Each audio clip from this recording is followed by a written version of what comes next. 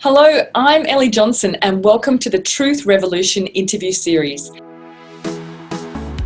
The Truth Revolution is a series of engaging interviews with inspiring professionals who share my passion for learning more about truth, deception, interpersonal skills and human behaviour. My mission is to inspire people to use truth as a superpower, and every guest I speak with will help from their own unique angle to fuel that mission. Today, I'm very grateful to be speaking with Andrew Hartland. Now, Andrew is the Managing Director of 4C and a Solutions Partner for Harrison Assessments. He helps businesses use predictive analytics to make good decisions about selecting, developing, leading, and engaging their talent. I discovered Andrew when I was doing some research about the true cost of a bad hire. And that's something that we will be talking about in depth in this two-part interview. So if you're involved in any way, shape or form in making hiring decisions, or if you're seeking insights into building a stronger, happier and more productive team, then I highly recommend that you watch both parts of my interview with Andrew. Hi Elly, thanks very much for having me. You're welcome. I'm really pleased that you're here. I'm just looking into your background because I know I've done a few Zoom calls recently since we've been in lockdown, and I've seen all sorts of creative backgrounds, but yours is actually a real life background, not one of those ones that make your hands go weird when you. Yeah, that's right. This is actually my my home office. What have you got there on your right?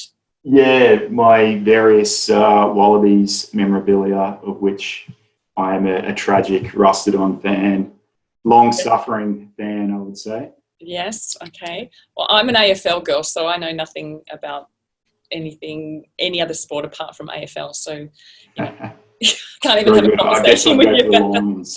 Hey? If it was for AFL. What's that again?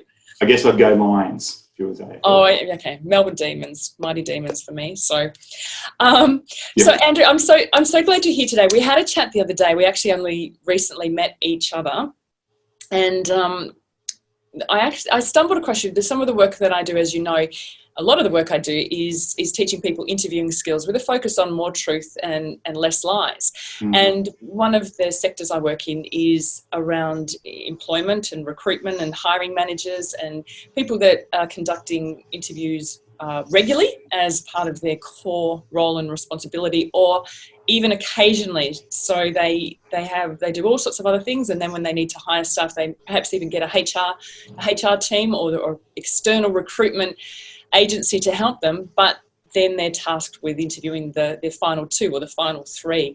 And I'm interested to know more. I guess what I was doing when I came across you was saying, okay, what's out there these days to assist in that process, to be able to make good hiring decisions. So obviously I focus on the people side of things, the face-to-face or the phone interviewing. And I know there's lots of apps and there's lots of behavioural tools. I'm aware of some of them, but I came across yours. I'd seen it before, but I didn't know much about it. So I thought that I'd have you on to the chat today so that you could explain more about your particular tool that you use. And I know I also...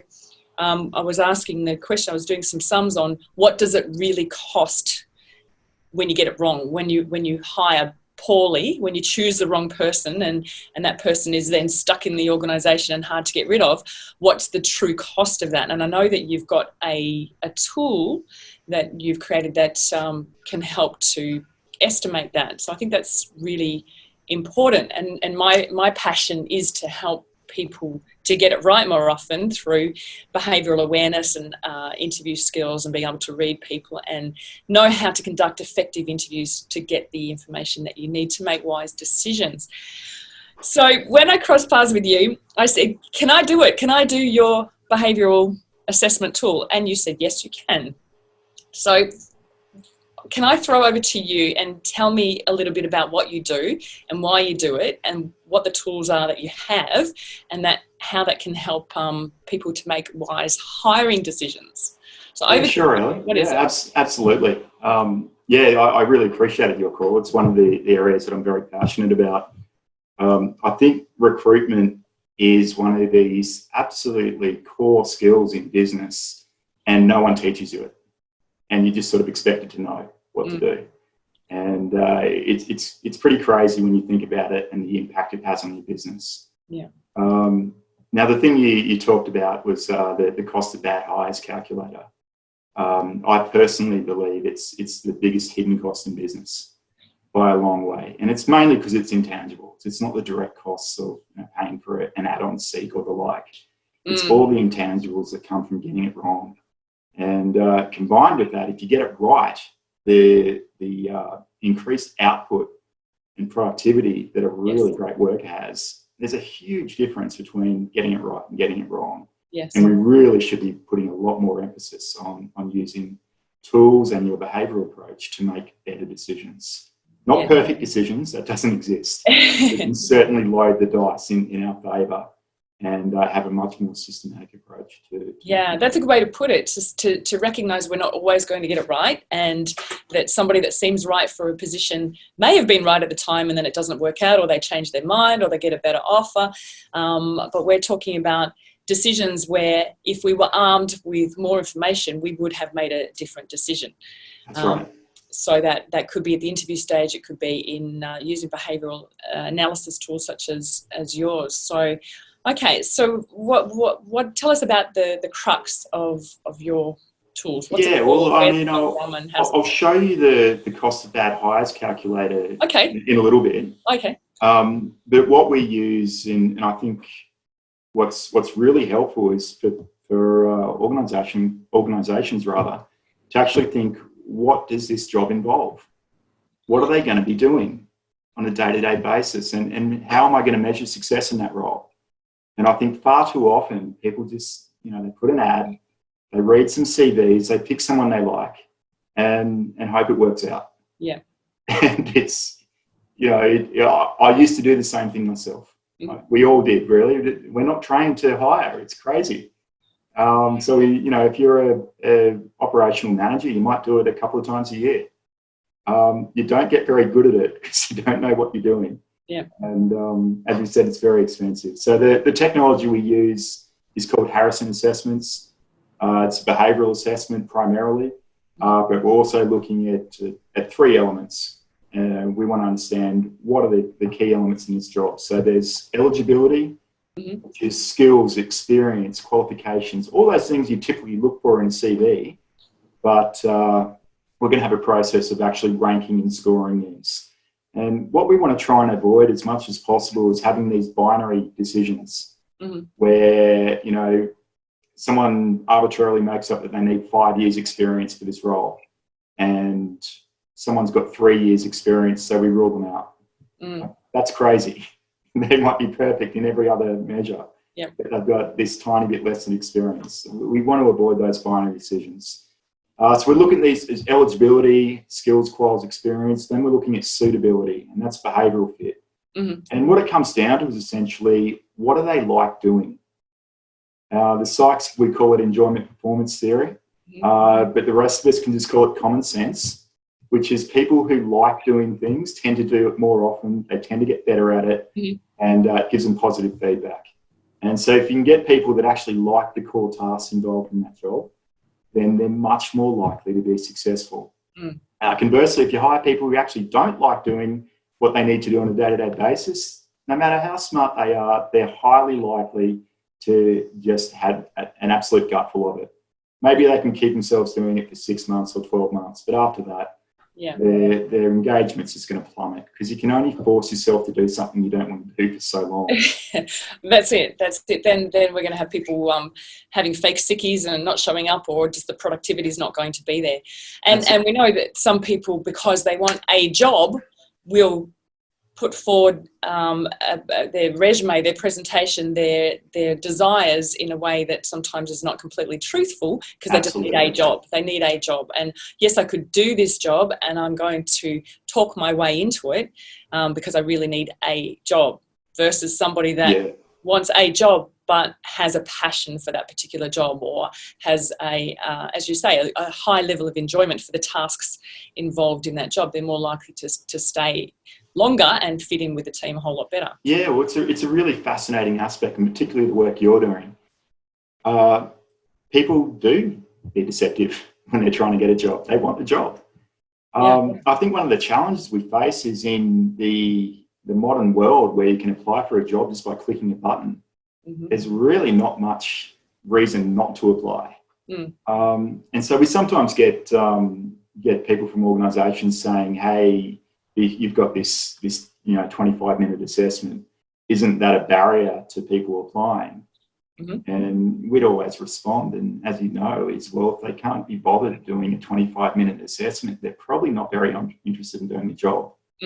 And it's very, very often we want to frame it around, well, we're actually using this data for their ongoing behavioural development as well. So it's used for onboarding, it's used for targeting training, and getting those behaviours that are going to make them more likely to be successful. Yeah. The other thing I was just going to say, sorry, Elly, about people being deceptive is Harrison has a built-in consistency detector, as you know. So we can see if people are just trying to game it, just sort of rushing through without paying attention, or even if they are actually trying to manipulate the answers. It's very hard to be consistent across the whole process. And will that show up if I'm trying to do that? If I'm like trying to beat the test? That's right. Give you indicators on that. Yeah. So I mean, it's again, I'm one of those people who says it's not perfect. If you're Rain Man, you can probably pull off that consistency. Yeah. And keep in mind everything that you've ranked before and what it is. But for the rest of us humans, it's very difficult. And so if I'm a hiring manager or a recruitment officer and I've got 50 applicants for this particular role, how does your assessment work? Do I test them all? Do I run them all through that, or just my shortlist, or what do I do?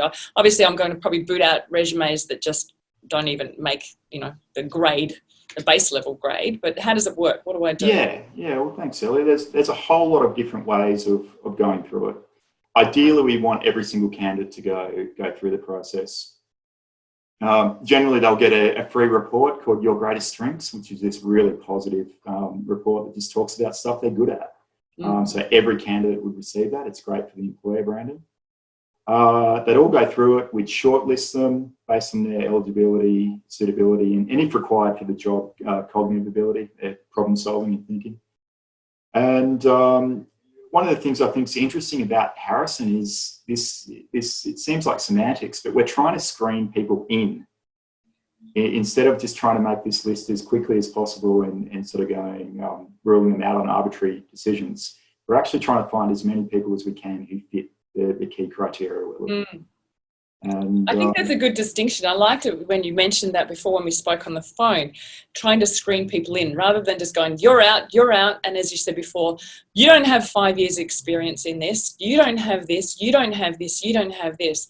There has to be some sort of screening process, but I've always worried about that in the interview process or in the recruitment process. Who are we booting out for the wrong reasons at that early stage? Exactly right, because they don't have direct experience in that particular career or that field. But they've got very transferable skills and they really like that kind of work. Yeah, and it actually, in my experience, it also does. People know that they get booted out that easily. So that encourages people to be a bit more deceptive. I know a lady who really wanted it was a part-time role, and she's brilliant. She could do it with her eyes closed. No problem. She would be a fantastic employee. But she didn't have this particular, it was only a certificate for qualification for that job, which was not essential. For that job. It just wasn't. And so she fudged it and she put it down that she had it. And she told me about it. She said, I've applied for XYZ role and I've said that I've got the certificate 3 qualification. I said, well, you can't do that. You don't have it. She said, I can't see how it's essential for that role and I want that job. And I've looked up the elements of the qualification and I'll be able to bluff my way through it. Now, people think, and I've seen that in surveys and I know myself from my work, people feel that they often do need to fudge to be able to get in the door, even though they might be able to do the job with their eyes closed. So that's a shame. I mean, I think there's a bit it's not. Yeah. There's a lot of work to be done, I think, in perfecting the recruitment process. Yeah, no, you're absolutely right. A lot of those requirements are completely arbitrary. We talked about the salesperson who needs a university degree. Yeah. You know, why? It's sort of, people just make up these ideas without thinking about what's actually driving performance in this role. Yeah. And the work that we're doing with Harrison Assessments over the past 30 years is identifying, well, what are the factors that are actually predictive of performance? The core idea of Harrison Assessments is to help organisations use data to make good decisions about hiring, developing, training their leaders and engaging their people. Really about focusing on I guess we talked about this mutually beneficial relationship. Here's someone that really enjoys the behaviours required to be successful in this role. And here's what the organisation needs for high performance. Yes. And we want to find a mix between the two. And when you get that mutually beneficial relationship, then it literally is win-win. Yes. They love doing it, and they're getting what the organisation is getting what they need. Yeah, I can imagine as a hiring manager having some other information about the candidate rather than just, hey, this one's made the shortlist. So having the behavioural analysis from a tool like Harrison Assessment to be able to understand more about that person before I have a face-to-face or a phone conversation with them, incredibly powerful. Yeah. I know there's lots of different tools out there, and there have been for a while, but I was impressed when you took me through yours. Can you bring up on your screen? Yeah, sure. It'll take hours to go through in detail, but we'll do just a little snapshot to show people that are interested. So I filled it out. Clearly, I'm not applying for a job, nor was there a job application that I was following. But I did it sort of as real as I could, thinking about myself and my skills and ability and likes and dislikes, and yeah, there were some interesting things that came up with it. I found it really really accurate, actually. The things that you went through with me is spookily accurate. Yeah, it is a bit scary. We find I certainly had the same experience. It is. He's in my head. This guy's in my head. So yeah, they bring it up as quick as you can. I don't know how well it shows up on the screen. We'll edit this so that it we make it as clear as possible. So can you give us a bit of a snapshot on the key elements that are in this particular report that could help a hiring manager, anyone conducting, anyone as part of the recruitment process that's sure. Keen to make better decisions? Yeah. So this is a recruitment pack that we provide. Harrison's got 30 odd reports for all different scenarios throughout the employee life cycle. But what we're thinking about in recruitment is, are they fit for the role? Let's have some interview questions that tie in with what you do. Probing the behaviours, anything that we're a little bit unsure of, we just want to delve into a bit more deeply. If we got strong candidates, a really strong field, then they've got multiple offers.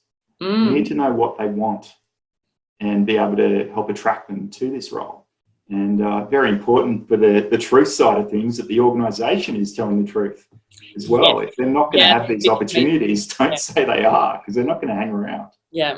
And there's a lesson to all the recruiters out there too. We don't want the candidates to be, telling whoppers, but make sure that you don't too, because I've, again, on both sides of the fence, in my work, I know that often recruitment personnel and hiring managers talk about a role and build it up to be something that sounds amazing, or build up the organisation to be something it's not, or the team culture. Now, I understand we want to attract people, but if you expect truth from people, you also have to give truth. So yeah, that's right. And keeping in mind the cost of having to repeat this whole hiring process again. So you might get someone really great for the short term, but they're not going to hang around if their high expectations are not being met and having no possibility of being met. So I'll just skip through the sort of core, but what we want to look at is job success analysis. So this is a behavioural fit for this particular job. And I think one of the crucial things about Harrison assessments is we're not a personality test. Okay. We're a behavioural inventory. So we're ranking what do you like doing from most enjoyment down to least enjoyment. There's 175 behavioural factors that we're measuring in a 25-minute assessment. Of those 175... Say that again. So 175 different behavioural factors interests, that you can measure after a 25-minute assessment. That's right. That's right. So it's a lot, isn't it? It's why we call it a SMART questionnaire. You notice there was no multiple choice. It's all about dragging and dropping statements in order of what you enjoy doing. And if you think about that dragging and dropping of 8 statements across 16 screens, the number of permutations that are coming out of that process allows us to be very detailed in what do you really most enjoy and disenjoy. Of those 175, we've got 30 years of research on specific roles and what performance looks like in people who are successful in those roles. Right. I think it's really important with this research, you don't just focus on high performance. You've got to have high, average and low performance because you'd be surprised how often there's common traits between them. So obviously they're not actually predictive, even though they might have some face validity initially. So we've got about 30 to 40 traits, typically in any job success formula, that relate to performance in that particular job.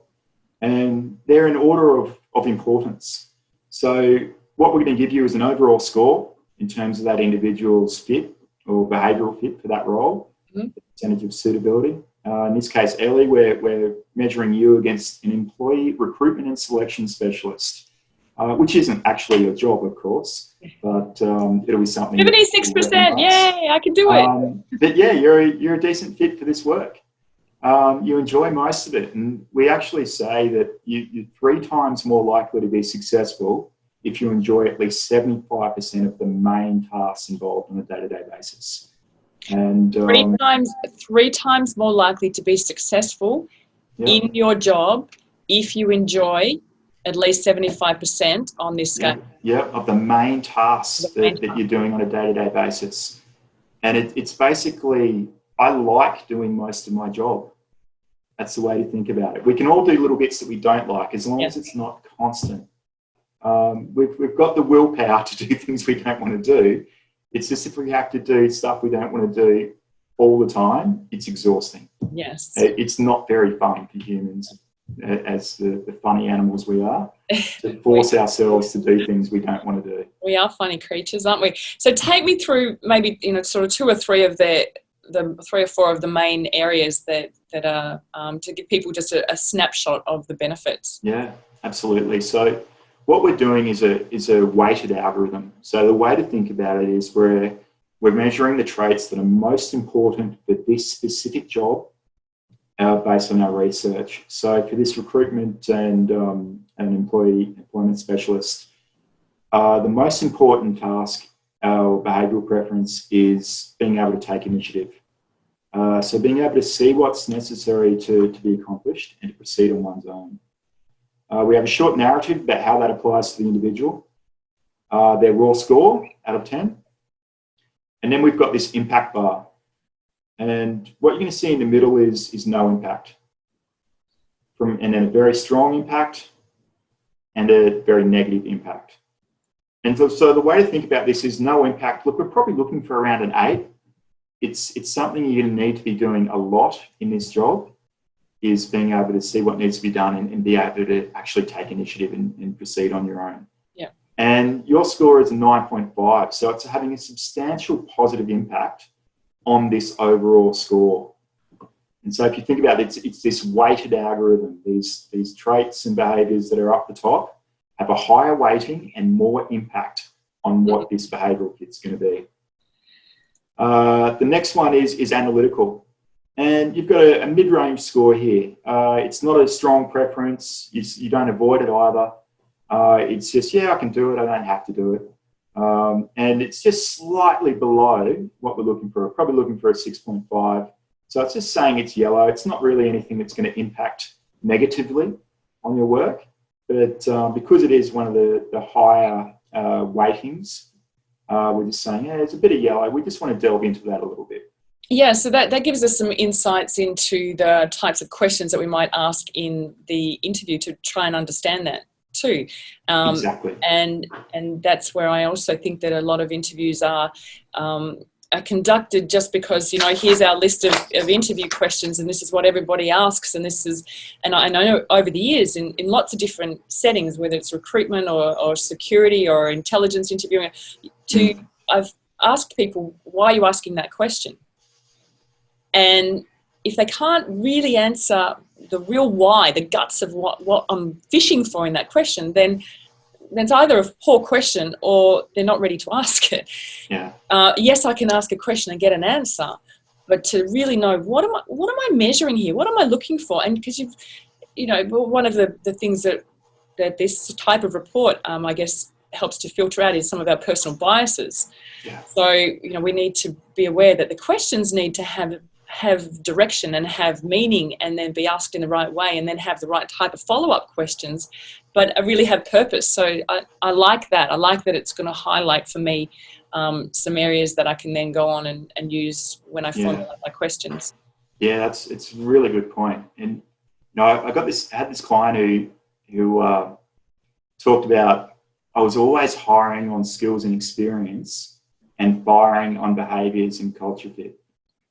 And it's those behaviours and culture fit that we don't really get much of an insight into in an interview. Yeah. And so what are we going to do to be able to load those odds in our favour and just understand, well, who is this person? What do they want? Yeah. And then use your skill set to have this really great conversation that's actually real and mutually beneficial. What do you want? Okay, great. Well, we can't do that, so maybe we should just call it now.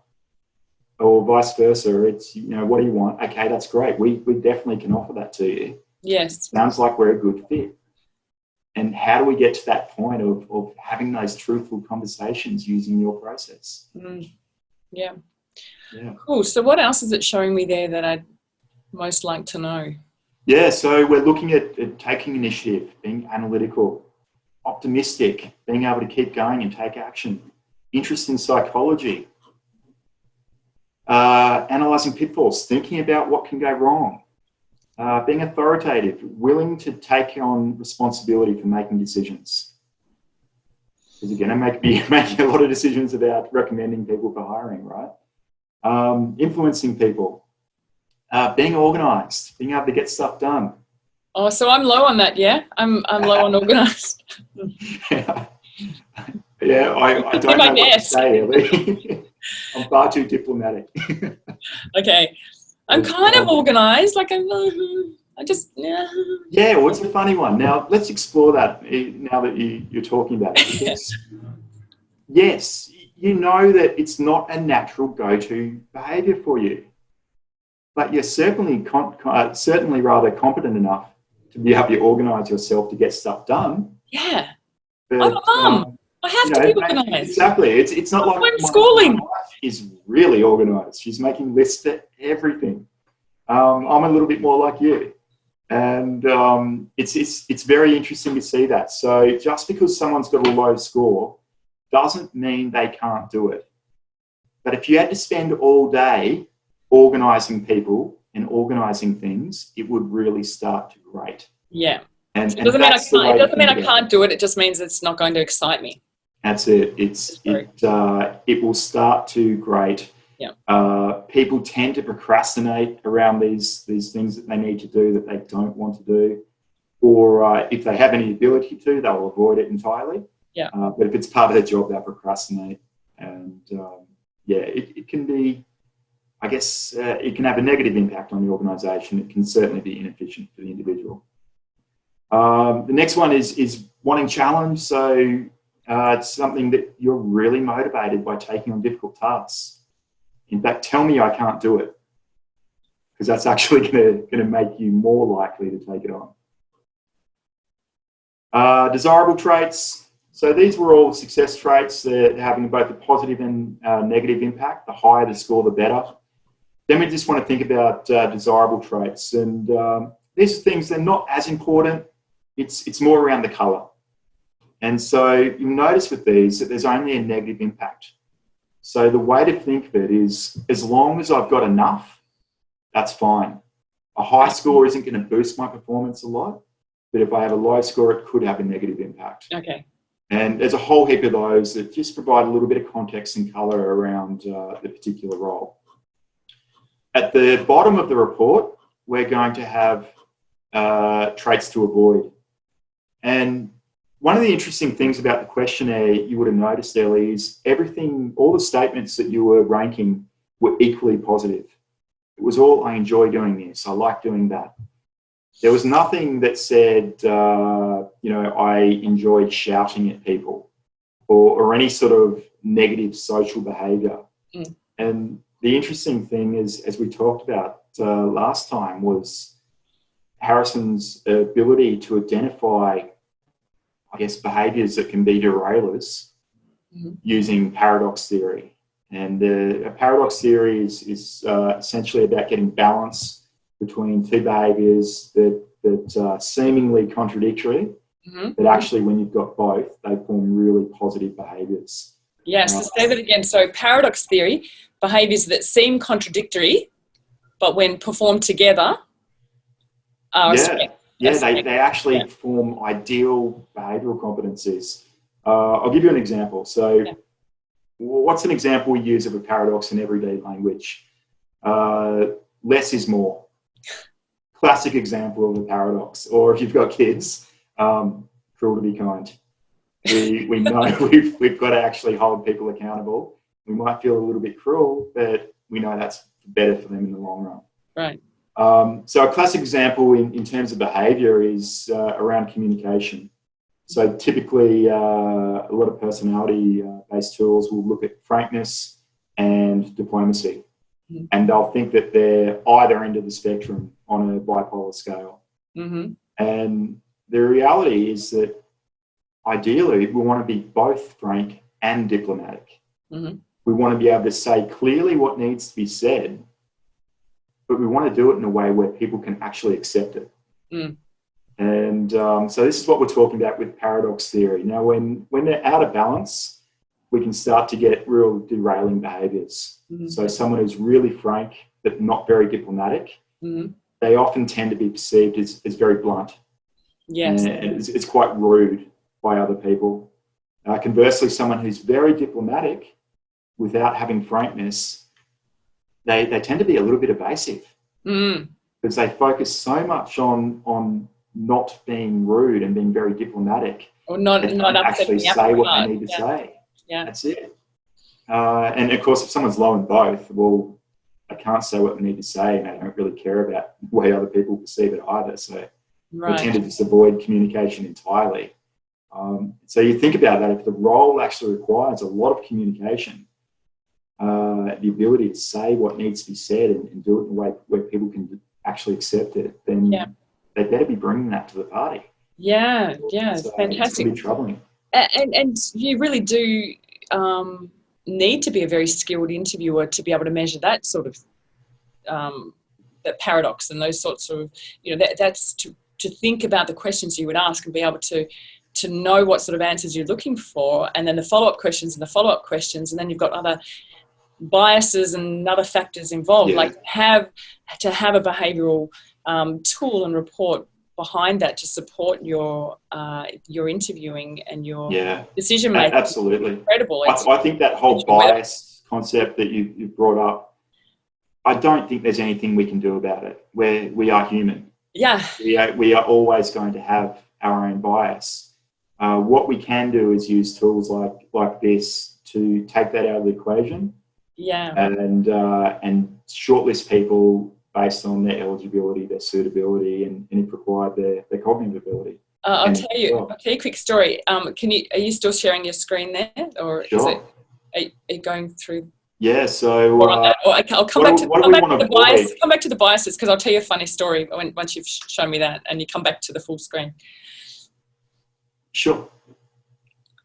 You want me to talk about the biases? Yeah. To finish the bit that you're doing there, and then I'll come back and tell you a story about bias. Yeah. We'll edit this bit out. Yeah. So traits to avoid. So what do we most want to avoid with this employee recruitment and selection specialist formula. So people who are really defensive, who have really high self-acceptance but not much desire to improve. People who are very blunt. If they're doing a lot of interviews and they tend to be very blunt and direct, it's certainly going to, I'd imagine it's going to have a negative effect on a lot of candidates, let's put it that way. So that was the example we were just talking about. Yeah. Dogmatic, so people who are really confident in their own opinions but don't really think about other viewpoints. Yeah. Tend to just make up their mind without anyone else's opinion being involved at all. So you can see how that would have a negative impact for an interviewer. Yeah. Listen to anyone else. With any role that you're using this tool for, I think the other thing that it would help hiring managers at that initial stage of putting together, as you sort of said it at the start, but as you go through the report, you realise that it's getting you thinking more deeply about the qualities required for a particular role. Yeah. And so that's something you do too. You help clients to really nut out the right position description and the right job ad and the right, obviously, interview questions which will fall out of the great point. report. Yeah. Okay. Yeah, I think it's the most important aspect. It's got to be that discovery process before. Yeah, that's a great way to put it, discovery. We've got 6,500 job success formulas in the system. So with all these different roles, all these different levels of supervisory or management experience. And so there's a lot of choice just off the shelf. Yeah. But there's nothing like customizing it to what is actually needed in your organisation. Yeah. And I think it's the most important part of the process. Absolutely. What I want to do, I'm conscious of time. I think we might break our discussion into two parts, because I want to hear more about the calculator, the cost of a bad hire calculator, and I want to talk more about how your tool can help to design questions. So we might. So we've got some questions here. Yeah, we'll come back to that in part two if that's about questions. I think so. We might bring that back up in part two. Can you stop sharing your screen for a second, and we'll yeah, cool. You're good at this. You're good at this Zoom thing. Thanks. You're a great interviewer. I'm still learning the ropes. Just a quick story on biases. I trained a group of people who are actually they're security professionals. They're involved in conducting security vetting interviews to make recommendations as to whether somebody is suitable for a secret or top secret security clearance, or NV1, NV2, different levels. And I was training a group of people, and one of the ladies, we're talking about biases and biases that can impact in the interview process from start to finish and everywhere in between. And this one lady said, "I don't have any biases." Okay. She goes, "No, I don't. I see everyone equally, and I don't have." We were talking about cognitive biases and unconscious biases and different types of biases and shortcuts our brains take and conditioning. And she said, "I don't have any," and it was just such an interesting. She had with such conviction. "I don't have any biases," and I had a handout that actually said 20 cognitive biases that can screw up decision making, and I handed that out to her. And I said, "Have a look at number 4." Oh, before that, she said. I can see them in other people. I can see when other people have got biases, but I don't have any. And I handed out this sheet and I said, "Take a look at number 4. And she looked at number 4, and number 4 was a blind spot bias. The bias that you have that you don't realize you have, and you think you have no biases, but you can see them in other people. And that is a bias in itself, just having this blind spot that you don't realize how much our biases impact on everything we do. It's literally everything we do every day. Everything we do. So a lot of people understand the concept, generally, but I know there's also, trainers and speakers that go way, way, way deeper on that as a psychological kind of concept and understanding. Yeah. But I can see that your report and coupled with some good interview skills can really at least assist in the interview skills is underrated. I think too. Yes. Massively underrated because, as you know, most people run their interview as, "Do I like you?" Yes. That's really the only question they're answering. Yeah. And they usually do that, as you know, within sort of, 3 to 10 seconds of meeting you. Yeah. And then frame it however they can to back up that cognitive bias, that heuristic that they've used. Yes, the confirmation bias kicks in and the halo bias kicks in. You seem really nice, or you're a lot like me. Yeah. I think you'd be great for the job. I used to work with a guy who had a really strong leaning towards people that went to Melbourne Uni, because he went to Melbourne Uni. Yep. And he'd pull out his an application and say, "Oh, yes, bingo, yes." Like, what? Yeah. They went to Melbourne Uni. And so he would then go and interview to make sure that they... Yep. And we're here going, not predictive. Not predictive. Not predictive. It's powerful stuff. It's so interesting, that report. What we might do is close off part one of our discussion now, wind that down. We've got lots of really meaty stuff that we've just covered there. And in part two, I want to have a look at your calculator, and also think a little bit more about how your report can help people to create more effective questions. How's that sound? Sounds great. All right. I'll see you in part two. Okay. Thanks, Elly.